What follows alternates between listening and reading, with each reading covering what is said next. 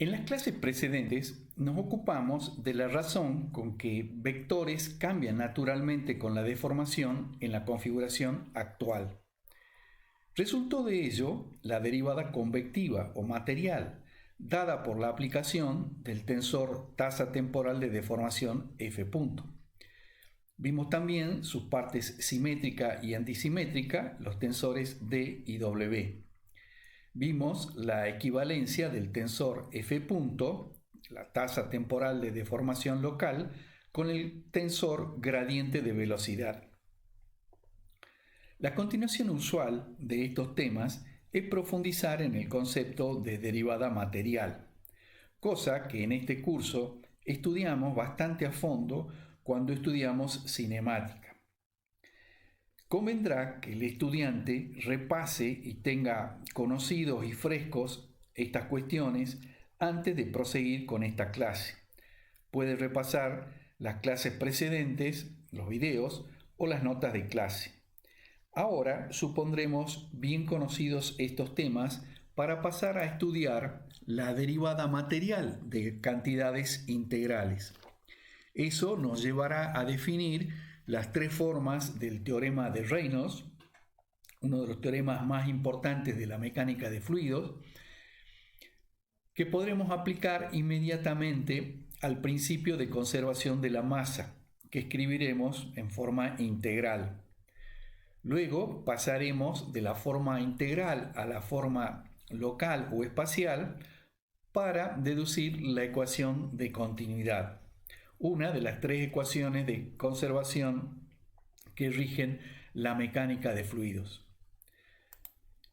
Entonces, como dijimos, dejaremos de lado en este curso la derivada material y pasaremos a trabajar con las derivadas materiales de cantidades integrales. Consideraremos tres tipos o clases de volúmenes de interés.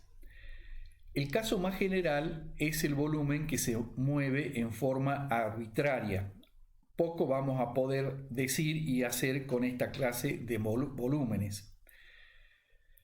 Trabajaremos también con una clase muy especial de volumen llamado volumen material, que es equivalente al concepto de sistema cerrado. La vamos a designar con la letra B cursiva dependiente del tiempo y con el subíndice M por material. Este volumen es un volumen siempre constituido en cualquier configuración por las mismas partículas, por la misma materia.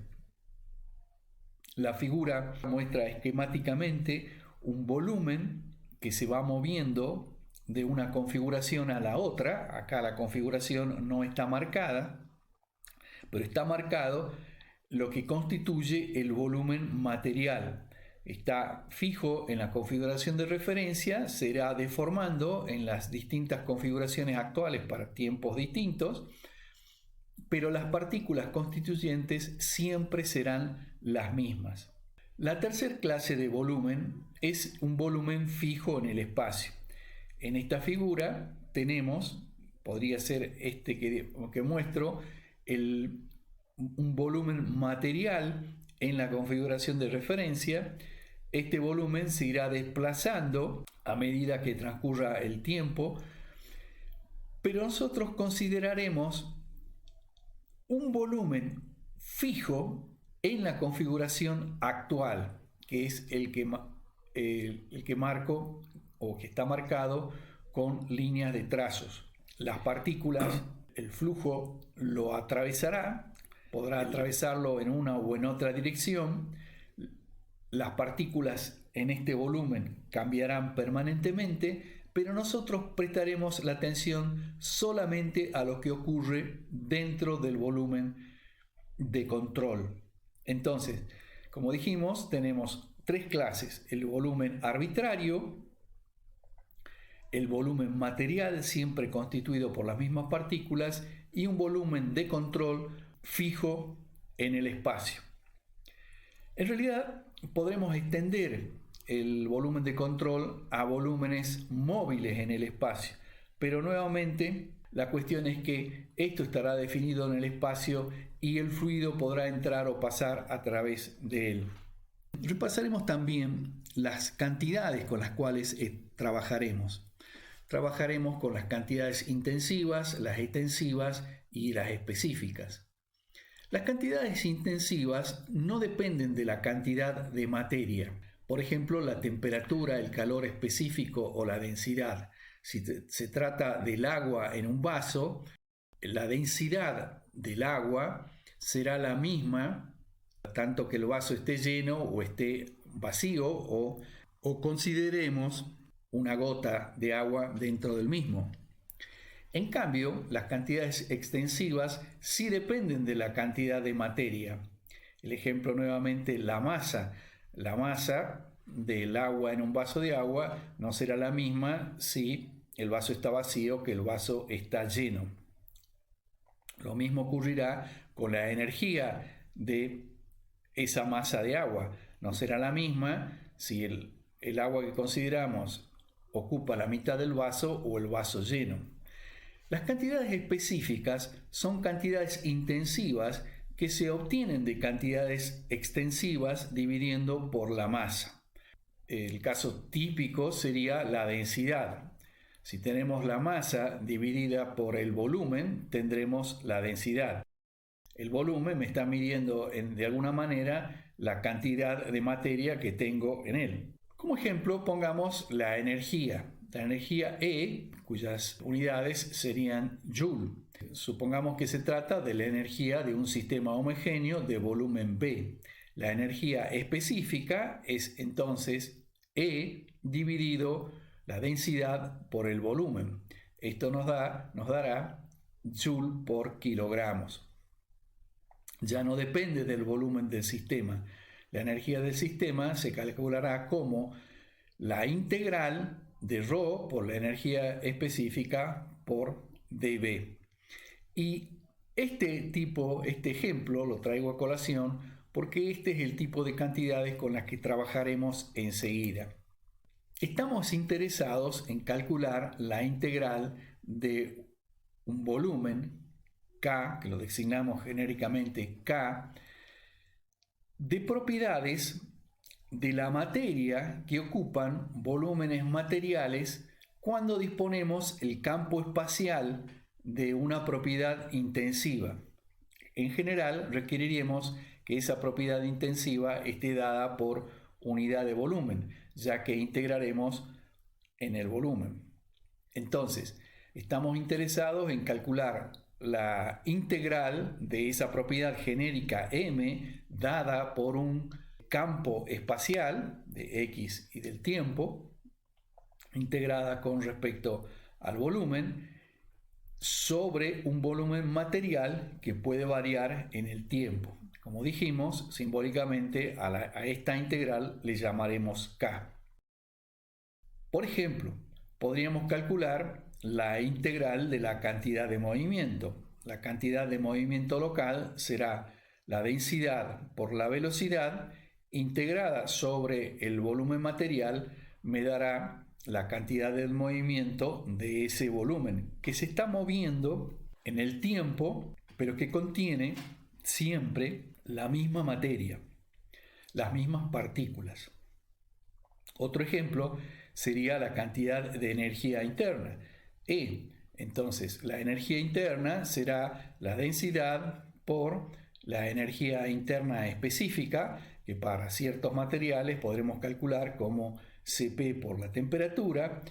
Todos estos campos espaciales integrados en el volumen material, que como dijimos podrá moverse en el tiempo. Hemos dejado para el último el caso de la masa de un volumen material. Llamemos a la masa del volumen material M. Esto, como veremos enseguida, estará dado por la integral de volumen del campo de densidad en el volumen material.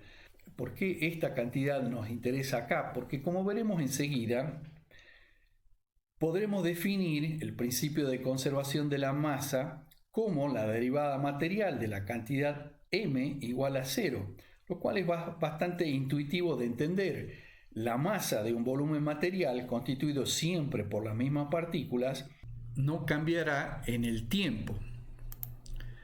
Como dijimos, nos interesarán también las derivadas temporales de las cantidades integrales K, que designaremos con la simbología de la derivada material o con el símbolo preferido por Newton, el punto arriba de K.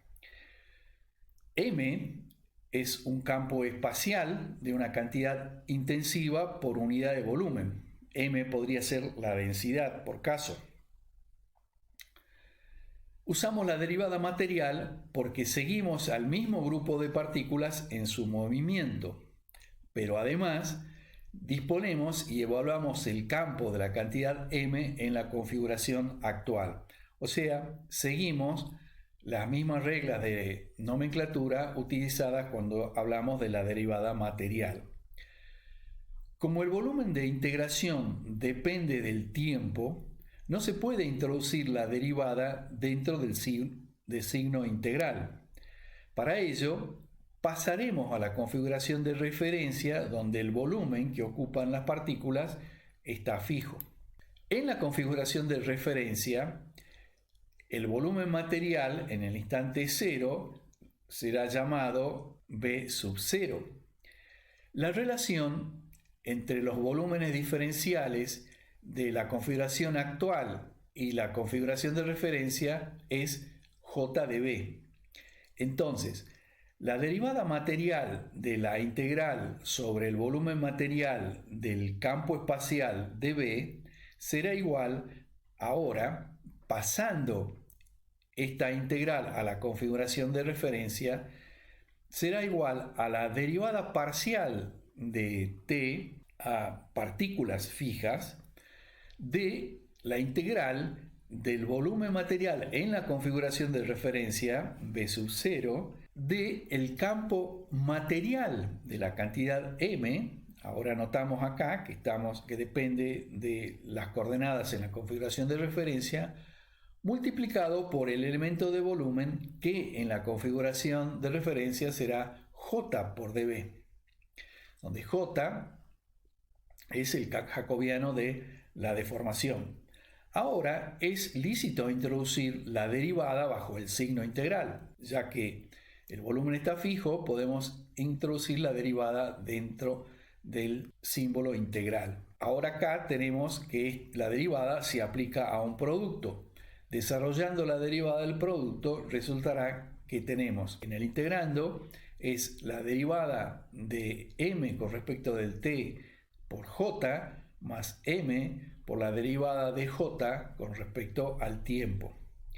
Introducimos, por ahora sin demostración, que la derivada de j con respecto al tiempo es igual a j por la divergencia de b, donde b es la velocidad.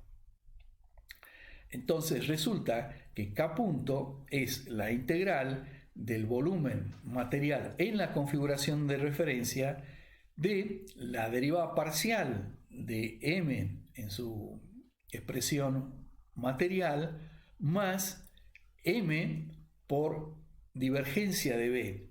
Todo esto está afectado por J, el jacobiano de la deformación.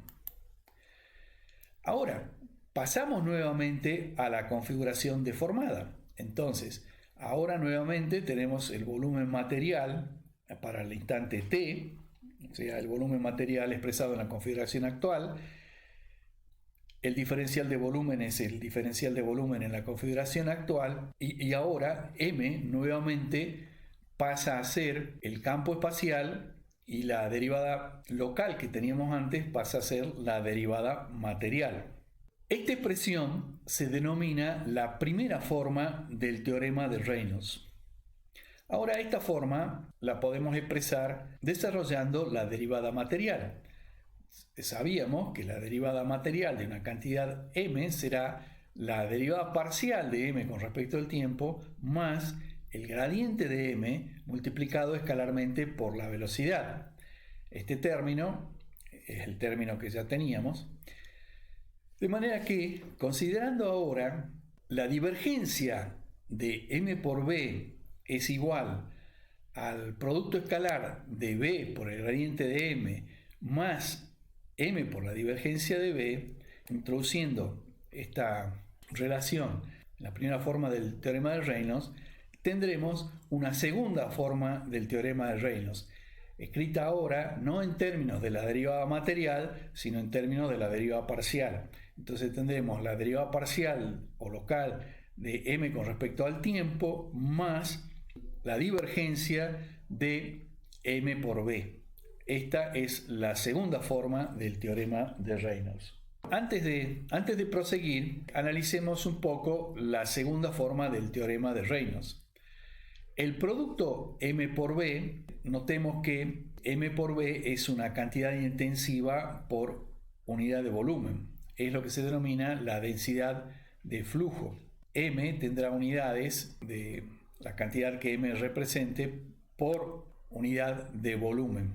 De manera que m por b será las unidades de m por metro cuadrado de área de sección transversal por unidad de tiempo. Es lo que se denomina la densidad de flujo. Entonces, acá lo que tenemos es la divergencia de la densidad de flujo. La divergencia evalúa el balance neto de lo que entra y sale en un determinado punto. Teniendo en cuenta esta forma y aplicando el teorema de la divergencia, resulta de que podemos dividir esta integral en dos partes. Por un lado, la integral de volumen de la derivada parcial de m con respecto al tiempo, más la integral de superficie de el producto escalar de la densidad de flujo mb por la normal al área de superficie que limita el volumen material. La segunda integral se conoce como la integral de flujo de la cantidad m a través de la frontera del volumen material. Estas tres expresiones del problema de Reynolds se pueden aplicar a derivar, a expresar el principio de conservación de la masa. Definamos la densidad ρ como la razón entre el diferencial de masa y el diferencial de volumen. Ahora estamos usando la letra m para indicar masa. En todo lo precedente, m era una cantidad general cualquiera. La masa del volumen material será m grande igual a la integral del volumen material de dm. En base a la definición de la densidad, tendremos que la masa del volumen material será la integral de la densidad ρ por dB.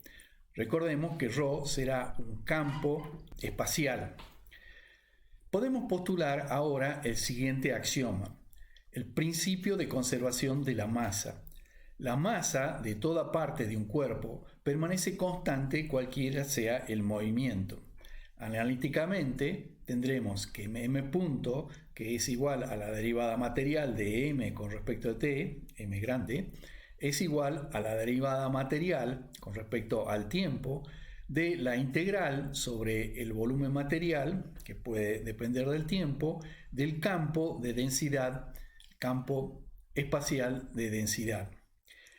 Ahora, lo que dijimos es que la masa de toda parte del cuerpo permanece constante, o sea que si esta es la masa del cuerpo, la derivada material debe ser igual a 0. Entonces, tenemos que el principio de conservación de la masa nos dice que la derivada con respecto al tiempo, la derivada material con respecto al tiempo de la masa del volumen material es nula.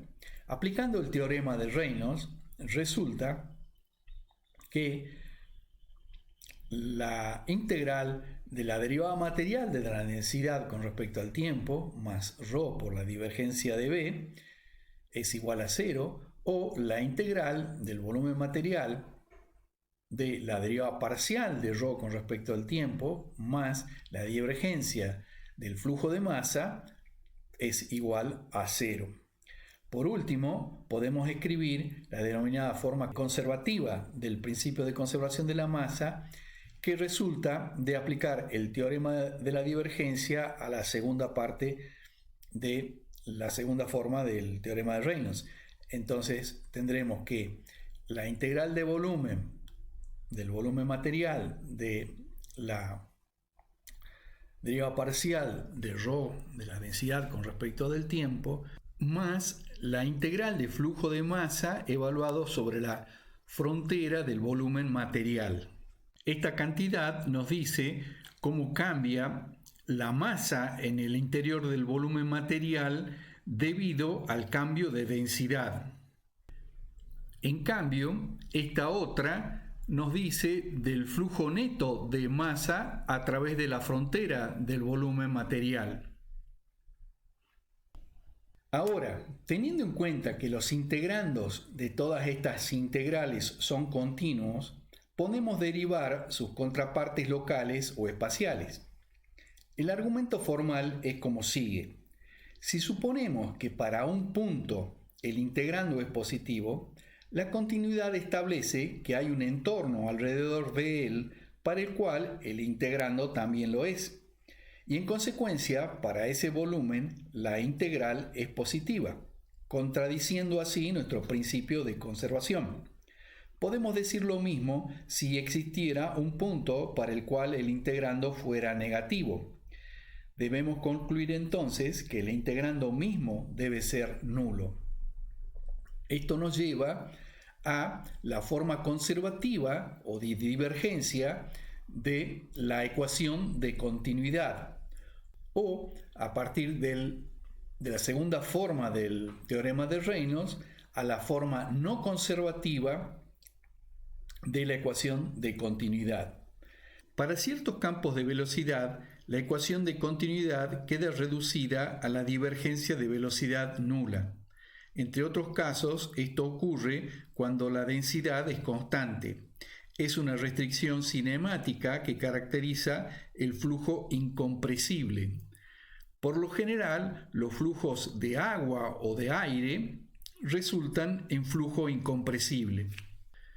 La razón por la que una u otra se denomina conservativa o no conservativa no es del todo clara. Anderson la atribuye a la forma de derivación. La forma conservativa se puede deducir fácilmente sobre un volumen fijo, a diferencia de lo que hicimos acá, que aplicamos las leyes a un volumen material. La forma no conservativa surge, como se ha hecho aquí, del análisis del volumen material. Pero vimos que la diferencia entre una y otra es solo una relación vectorial.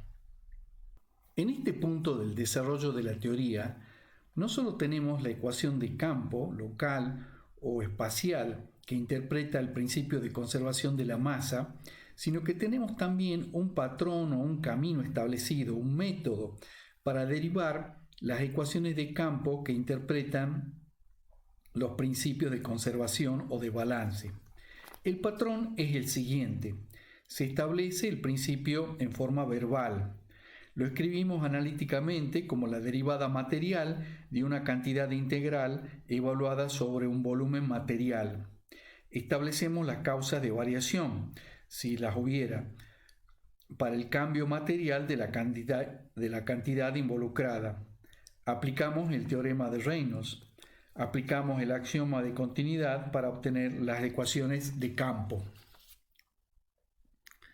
Podemos aplicar este patrón para obtener las ecuaciones de campo que interpretan el balance de cantidades de movimiento o el balance de energía. El primer caso nos llevará a la ecuación de Navier-Stokes. La cantidad de movimiento de un volumen material cambia debido a las fuerzas aplicadas. Por ello, antes de continuar, estudiaremos el tipo de fuerzas que aparecen en la mecánica del continuo.